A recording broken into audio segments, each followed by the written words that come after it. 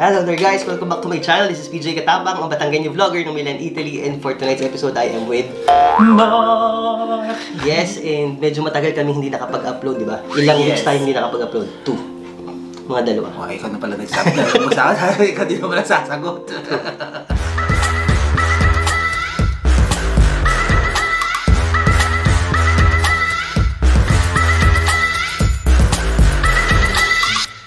Bakit tayo hindi nakapag-upload? Ikaw na magsabi. Oh, bakit? Ikaw na magsabi. Kala ko ikaw na naman sasagot. Ikaw na, go. Bakit tayo hindi nakapag-upload? Because? Wala, tinatamad lang. Wala. Hindi naman tayo tinatamad. Hindi naman sa tinatamad kami, guys. Hoy, kilala niyo ako. Kailan ako tinamad? Grabe kayo. Napaka-eager ko nga sa vlog eh. Di ba, Christmas Eve, gano'n. Oh, di ba Christmas, holiday, dumaan ng mga holidays, hindi kami nakapag-upload. Dahil nagka-COVID kami ni Mark.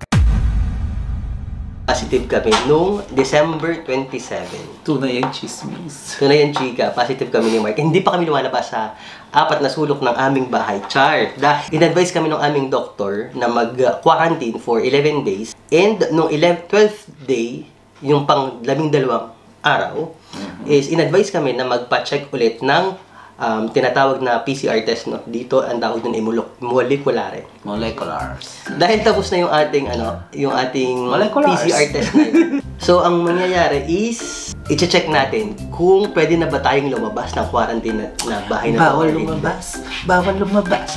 Ang gagawin natin is i-check niya yung result ko ganon. at i-check ko yung result niya kung pwede na ba tayong lumabas o hindi pa tayo pwede lumabas. Pwede lumabas? Pwede lumabas.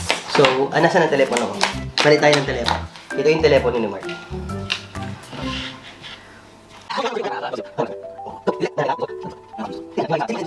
So, go na. So, carry na, go na. Ito na, this is it. Nakita niya na yung result ng exam ko at nakita ko na rin yung result ng exam niya. Hindi ako titingin.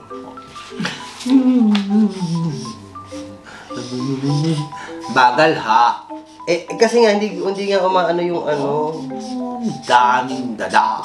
So guys, bago namin ipakita yung result natin, panoorin nyo muna yung kahapon ba? Nung isang araw and kahapon na video clips namin nung nagpa-PCR test kami ni Mark sa labas. That's the first time na lumabas kami ni Mark ng bahay.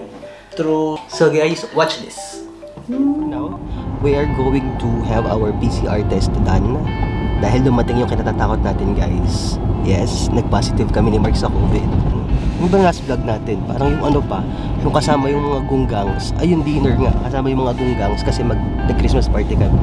And guys, unfortunately, yung Christmas namin ni Mark was spent lang sa bahay. Tapos kami lang dalawa, syempre nag-quarantine nga kami.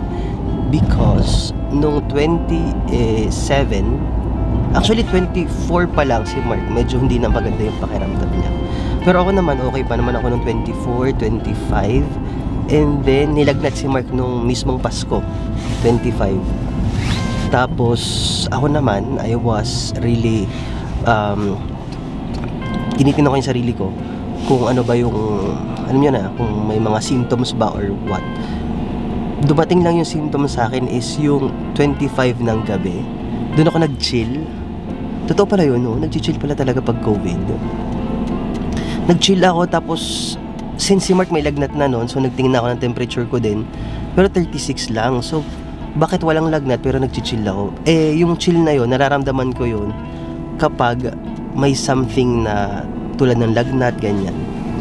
So, to cut na lang story short, naghanap kami ng pag-PCR test, antigen. Tapos, buti na lang, dun malapit sa bahay namin, dun mismo sa street, malapit sa bahay namin, is nakita namin, medyo ano na yung pila, medyo maikli na yung pila. Tapos, we were joking pa nga na, negative to, ganyan. So, ayun, nagbayad ako para sa PCR test. And guys, for your information, dito sa amin, ang PCR test sa pharmacy is 15 euros, yung antigen na tinatawag, yung rapid test. So, ayun na, ando na. Umupo na ako dun sa Silya, tapos ganyan. Sabi ni Mark, ano daw yun kapag daw positive ka, mabilis daw dumating yung result. Kapag pinaghintay ka ng more than 10 minutes, 15 minutes, parang ano daw yun, parang negative yun. Parang kasi very ano sila, cautious sa mga positive nga. So ibig sabihin kapag nagkikita agad ng result mo na positive, i-report agad nila kasi kasama yung ano mo kasama yung health card mo ba dito sa sa Italy. And everybody has his own health card na tinatawag. Tapos magre-result din doon kung magpa-positive ka or negative ka sa rapid test na gagawin sa'yo sa mga pharmacy. So, meaning to say, nung nakuhanan kami ni Mark, after ni Mark, ayun na guys, dinagchichismisan pa kami, akala namin, medyo matagal, parang medyo matagal ata to ng konti. Pero it didn't take that long talaga, may nag-text na sa akin, sabi ko, parang ramdam ko positive to, kasi bakit may nag-text? Parang may nag-message na sa akin with regards to the, healthcare ng region. Tapos, ayun, hindi pa nga namin nabubuksan yung parang message sa phone. Dumating na agad yung nag-test sa amin, yung nagbibigay ng result dun sa pharmacy. At sinabi niya na, I'm very sorry but the both of you are positive, sabi sa amin. And anong feeling mo nung sinabing positive ka? Nung sinabing positive tayo. This is our first time from the COVID era.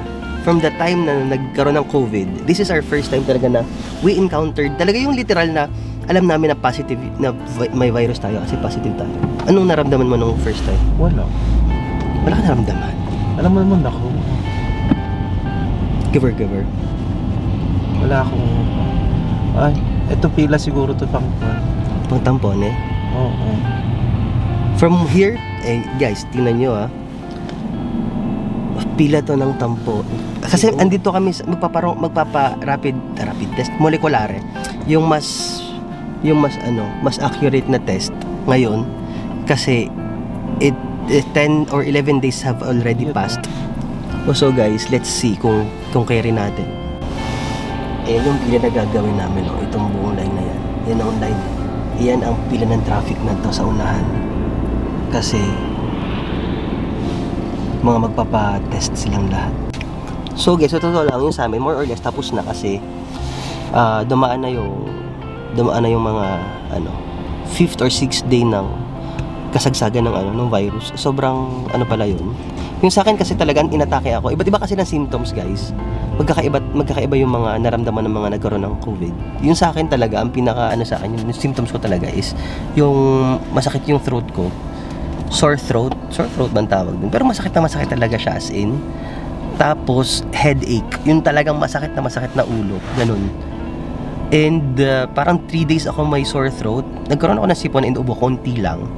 Pero yung talagang sore throat ko parang 3 days. Tapos after ng 3 days, ayan na, parang binibak na yung ulo ko. On the 4th day, sobrang sakit na dito sa likod ng ulo ko, dito sa part na yan, dito sa ganyan. Tapos masakit yung likod ko, masakit yung katawan ko. And sabi ni Mark yung kanya naman kasi kita ko ubo and konting sipon pero ubo yung kanya. Pero yung ulo, sumakit din ba yung ulo mo?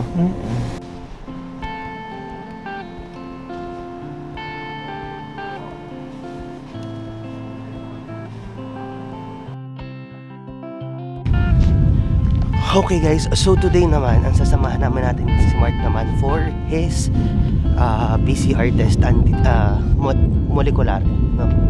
Yung PCR test. So guys, information lang, no? Since kailan ba nag-start yung law na ito ang kailangan gamitin mask? Kasi guys, nagbago ng mask. So hindi ka na pwedeng sumakay ng mga nung December 30, since December 30 ata, more or less. Hindi ka na pwedeng sumakay na ang gamit mong mask is yung surgical mask natin. Nagbawal na nila. So dapat KN95 FFP2 yun ang kailangan nating mask. Ito yung medyo siya, dahil sa lahat ng medyo mas may protection ka kaysa sa protected ka ba talaga sa FFP2 kasi nga yung Omicron guys, sobra siyang mabilis makahawa. That's why. So guys, as you can see, ang gamit namin ngayon is cellphone kasi alam nyo na may mga tayo, baka kasi bawal yung kasing camera ko, syempre malaki siya, no? Yung M50 takaw tingin kasi, kaya bawal mag kaya ganito na muna tayo guys, sigat-siga muna tayo sa ganito. So guys, nasa na tayo, ilang na lang tayo, ilang cars na lang yan nasa unahan natin, nasa 1, 2, 3, 4, 5, 6, Pang 7th year tayo. So, wala ng 10, no? Wala. A few moments later. Yeah. August Mark Anthony. Sì. Vede se tu a testa. Sì, questo qua. Ok, apri la bocca. Chiudi. Ah, Roberto. Ok, Scusi. quando finiscono le altre due macchine potete andare. Ah, ok. Anong pakiramdam? Ano na naman? Ako nga, hindi nga ako na ano kahapon. Ang galing-galing niya nga. Masakit? Hindi, nakikiliti. Yun na nga, di ba? Nakakalit eh. Sarap kaya. So guys, ayan, nakita na natin kung paano nag-swab test. Di ba masakit ba yan? Nakakiliti? Uy, pero yung sa akin talaga, hindi na ako nasasaktan. Yung parang pumapasok na sa utak mo. Hindi naman masakit. Ako bakit hindi ako nasasaktan sa ganyan? Hindi talaga? naman masakit. Dahil kasi sanay ka So guys, ready na ba kayo makita kung ano yung mga result ng mga tests namin at kung makakalabas na talaga tayo ng baler. Di ba? Ready na? Ready ka na? Ay, positive. Excited ka? Or negative. Positive or negative? Ano ba? So, sino una? Sabay tayo. Sabay na. Ang result po ng aming PCR test kahapon ay dandadadan! Patingin, hindi ko nakita yung sayo. Oh! Grabe. Si Mark, negative ka na, makakalabas ka na ng I'm sorry. Pwede ka na lumabas sa bahay ni Kuya.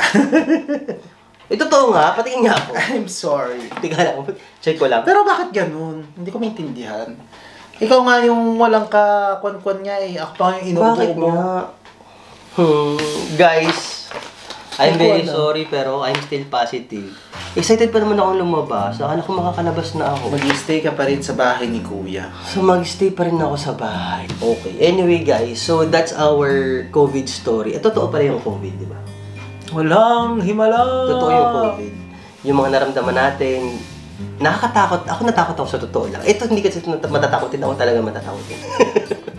Anyway guys, so nakakalungkot man, I'm still positive. Pero laban natin to. So guys, if you like our video for today, please hit like and subscribe and always click the notification bell para updated kayo sa aming mga bagong vlogs. Gaya na to. Dahil ito. See you on our next vlog guys. Ay, humina talagang kwan. Ang alin? Ang energy mo. Eh syempre, positive ako eh. Paano hindi na yung hindi na yung energy ko. Energy! Bye!